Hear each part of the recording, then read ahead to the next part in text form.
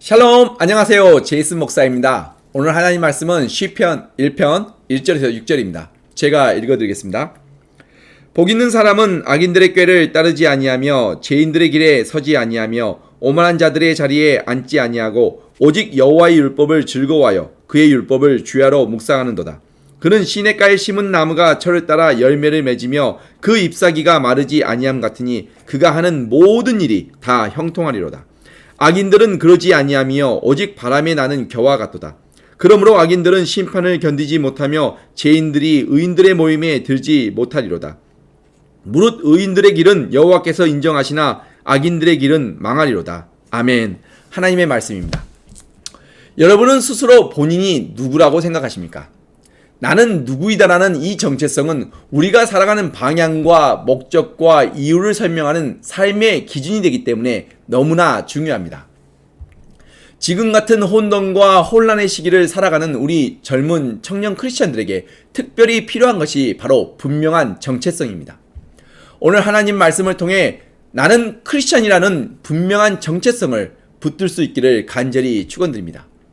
시편은 5권의 지혜서 중에 하나입니다. 그리고 모든 지혜서에서는 의인과 악인을 대조 비교하며 의인이 누구인지를 분명하게 말씀하고 있습니다. 흥미롭게도 시편의 첫 시작이 바로 복 있는 사람으로 시작합니다. 이 말씀은 의인은 곧 복 있는 사람이라는 것입니다. 그런데 사도 바울은 로마서 3장에서 분명하게 의인은 없나니 하나도 없다고 말씀하셨습니다. 그렇다면 여기서 의인은 누구일까요? 먼저 온전한 의인은 오직 예수 그리스도 한 분뿐이십니다. 그리고 예수 그리스도를 주라 시인하고 그를 믿고 따르는 크리스찬들이 의인입니다. 바로 저와 여러분들이 의인이며 곧 복 있는 사람입니다. 그러나 여기서 우리가 반드시 기억하실 것은 저와 여러분이 스스로 선한 일을 하고 착하게 살아서 의인이 된 것이 아니라 죄인된 우리가 예수 그리스도의 십자가의 사랑으로 말미암아 하나님께서 우리의 모든 죄를 용서하시고 우리를 의인이라고 인정해 주셨다는 것입니다.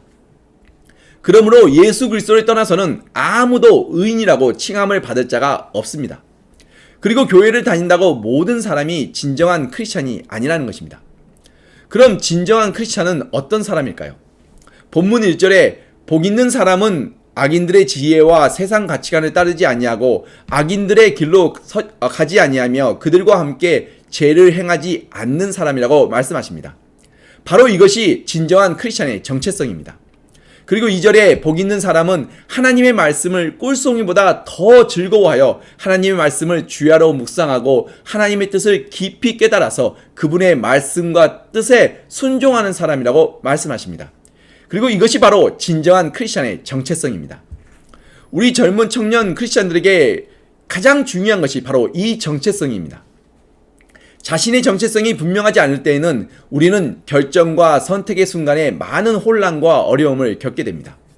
나는 크리스찬이라는 분명한 정체성을 가지고 살아간다면 어떠한 상황 속에서도 내가 가야 할 길이 분명해집니다. 오늘 특별히 여러분들과 함께 은혜를 나누고자 하는 것은 3절에 복 있는 사람은 시냇가에 심은 나무가 철을 따라 열매를 맺으며 그 잎사귀가 마르지 아니함 같으니 그가 하는 모든 일이 다 형통하리로다. 그리고 4절에 악인들은 그렇지 아니하며 오직 바람에 나는 겨와 같도다 라는 말씀입니다. 이 말씀을 통해 진정한 크리스찬의 정체성을 깊이 깨닫는 은혜가 저와 여러분에게 있기를 간절히 축원드립니다. 먼저 복 있는 사람은 바로 시냇가에 심은 나무와 같은 사람이라는 것입니다.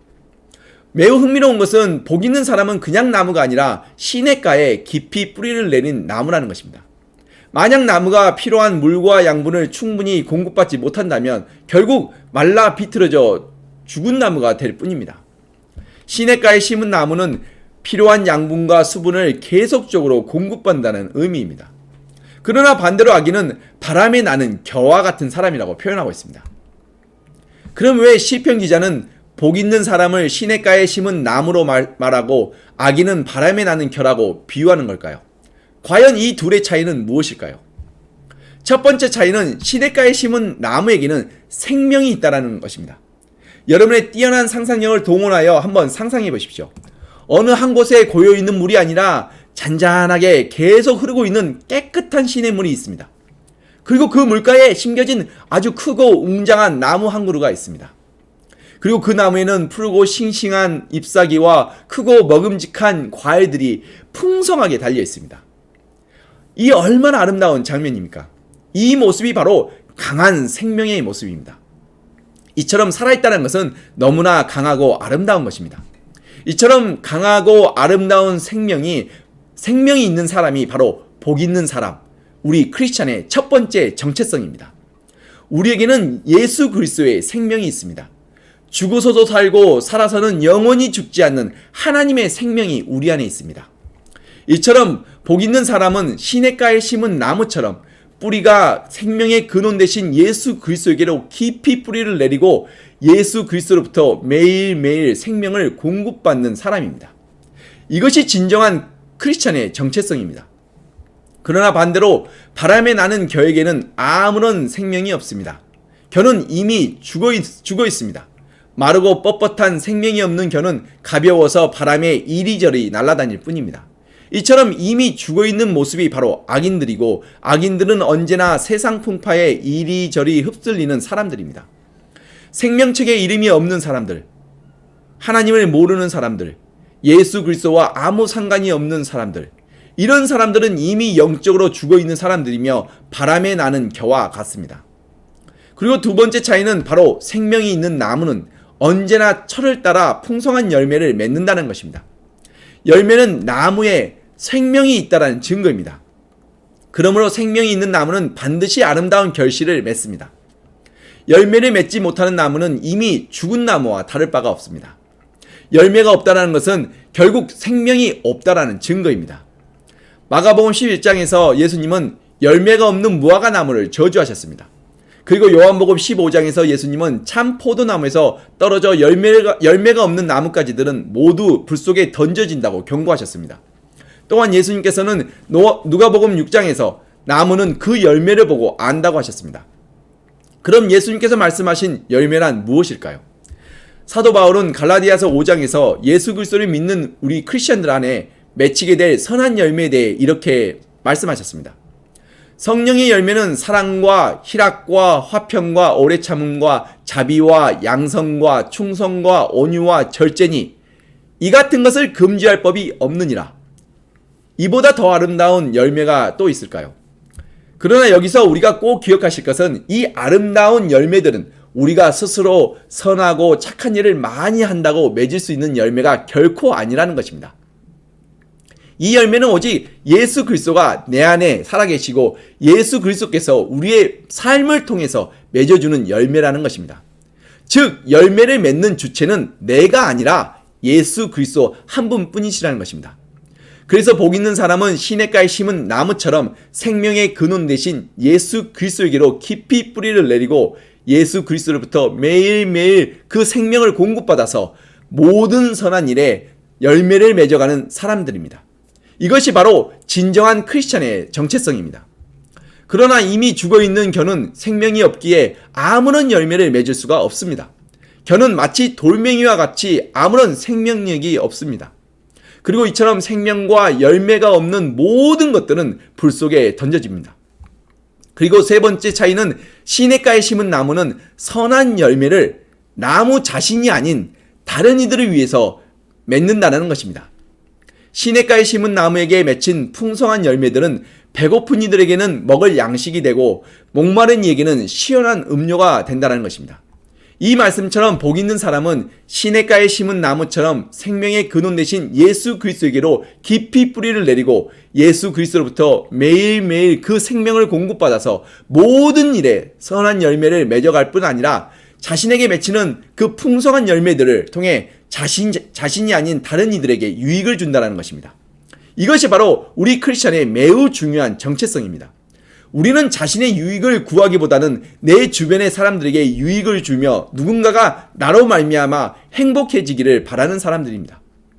그러나 아무런 쓸모가 없는 겨는 자기 자신에게도 유익이 되지 못할 뿐만 아니라 다른 이들에게도 아무런 유익을 주지 못합니다.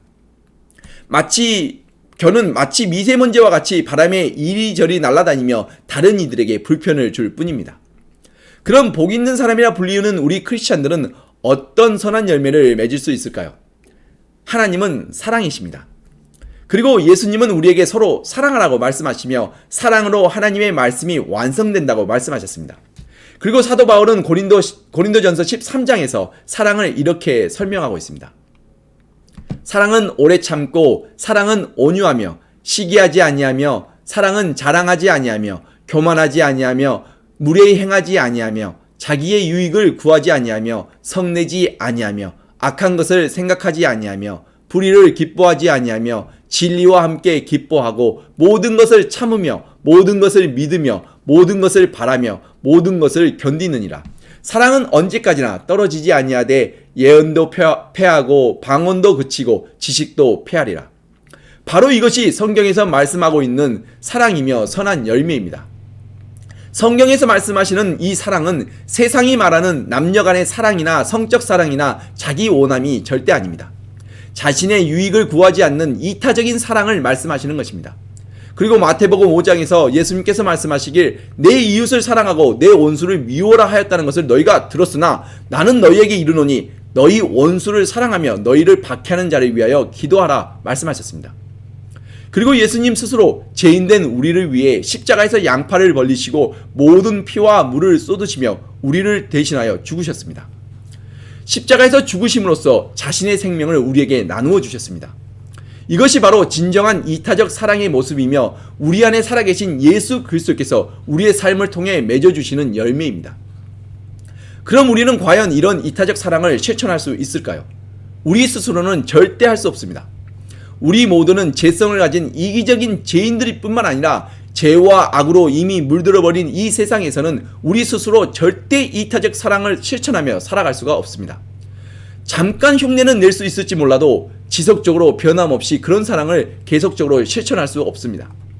저는 한때 예수님을 만나 마음이 뜨거워져서 내 주변에 도움이 필요한 사람을 도와주고자 했습니다. 때마침 주변에 신체적 장애를 가지신 분이 계셔서 그분 집에 가서 청소도 해주고 빨래도 해주고 설거지도 해주며 나름 최선을 다해 섬긴다고 섬겼습니다. 그러나 얼마 가지 않아 나의 열심이 오히려 그분의 마음을 불편하게 만들고 나의 도움을 고마워하기보다는 자신의 물건을 스스로 찾지 못하면 나를 의심하기 시작했습니다. 결국 얼마 가지 못해 화가 폭발한 저는 그만 그 사람과 다투고 말았습니다. 그리고 다시는 그 사람 집에 가지 않게 되었습니다. 도우려고 했다가 오히려 상대방 마음에 상처만 준 셈이 되었습니다. 그리고 저는 깨달았습니다. 나의 힘과 의지만으로는 스스로 아무런 선한 열매를 맺을 수 없음을 알게 되었습니다. 그래서 우리 모두는 예수 그리스도가 매일매일 필요한 것입니다. 예수님께서 말씀하시길 나는 포도나무여 너희는 가지라. 그가 내 안에 내가 그 안에 거하면 사람이 열매를 많이 맺나니 나를 떠나서는 너희가 아무것도 할 수 없음이라 라고 하셨습니다. 나뭇가지에 불과한 우리는 스스로 아무런 선한 열매를 맺을 수가 없습니다. 오직 우리가 참 포도나무 대신 예수님께 붙어 있을 때에만 예수 그리스도에게서 나뭇가지 된 우리를 통하여 선한 열매를 맺어 주시는 것입니다. 쉽게 말씀드려 열매를 맺는 주체가 나 자신이 아니라 내 안에 살아계신 예수 그리스도 한 분이시라는 것입니다. 이 말씀이 우리에게 은혜가 되는 것은 이 선한 열매를 나의 힘과 노력과 지혜와 재능으로 이루는 것이 아니라 오직 우리가 예수 그리스도 안에 거하고 예수 그리스도가 우리 안에 거할 때 예수님께서 이루어 주신다는 것입니다. 우리는 단지 이러한 예수 그리스도만을 붙들면 되는 것입니다. 그리고 예수 그리스도가 내 안에 거하신다는 말씀은 오늘 본문 2절의 말씀처럼 하나님의 말씀을 즐거워하여 주야로 묵상하고 하나님의 뜻을 깊이 깨달아 그분의 말씀과 뜻에 순종하는 것이 바로 예수 그리스도가 내 안에 살아있다는 증거입니다. 이럴 때 비로소 예수 그리스도께서 우리의 삶을 통해 풍성한 선한 열매들을 많이 맺어주신다는 것입니다. 기억하십시오. 선한 열매를 맺는 주체는 내 자신이 아니라 내 안에 살아계신 예수 그리스도 한 분이시라는 것입니다. 그리고 예수 그리스도께서 우리의 삶을 통해 맺어주시는 선한 열매들은 바로 나 자신을 위한 것이 아니라 내 주변의 사람들을 위한 것이라는 점을 반드시 기억하십시오. 시냇가에 심은 나무와 같이 언제나 강하고 아름다운 생명이 있는 사람이 바로 복 있는 사람입니다. 그리고 철을 따라 풍성한 열매를 많이 맺는 사람이 바로 복 있는 사람입니다. 이러한 풍성한 열매로 말미암아 내 자신이 아닌 내 주변의 많은 사람들에게 유익과 행복을 주는 사람이 바로 복 있는 사람입니다. 그리고 이 복 있는 사람이 바로 저와 여러분입니다. 만약 여러분 중에 나는 크리스찬이라는 분명한 정체성이 아직 내 안에 없다면 지금 이 순간 예수님께 나의 마음의 문을 활짝 여시고 예수 그리스도를 내 삶의 모든 영역에서 내 인생의 주인으로 인정하십시오. 그리고 그분의 말씀에 순종하십시오. 그러면 예수님께서 우리 안에 거하시며 우리의 삶을 통해 선하고 아름다운 열매들을 많이 맺어주실 것입니다. 이처럼 모든 일에 선한 열매를 맺는 사람이 바로 복 있는 사람, 진정한 크리스찬입니다. 저와 여러분이 모두가 이런 복 있는 사람이 되어 가시기를 간절히 축원드립니다. 기도하시겠습니다. 하나님 아버지 감사합니다. 예수 그리스도의 생명을 우리에게 나누어 주시고 하나님의 자녀 삼아 주심에 감사합니다. 그리고 우리를 의인이라 불러주심에 또한 감사합니다. 오늘 하나님의 말씀처럼 우리의 청년들이 진정한 크리스찬의 정체성을 붙들고 시냇가에 심은 나무와 같은 복 있는 사람들이 되도록 축복하여 주시옵소서. 그리고 우리 청년들이 생명의 근원 되신 예수 그리스도께로 깊이 뿌리를 내리고 예수 그리스도로부터 매일매일 생명을 공급받아 모든 선한 일에 열매를 맺어갈 수 있도록 축복하여 주시옵소서. 그리고 우리에게 맺힌 풍성한 열매들을 통해 내 자신이 아닌 내 주변의 많은 이들에게 나누고 베풀며 함께 하나님의 나라를 확장해가는 그런 큰 기쁨이 우리 안에 있도록 축복하여 주시옵소서. 모든 것을 이루시는 이는 내 자신이 아닌 내 안에 살아계신 예수 그리스도심을 믿고 의지하며 영원한 생명의 이름 우리 주 예수 그리스도의 이름으로 간절히 기도드렸습니다. 아멘.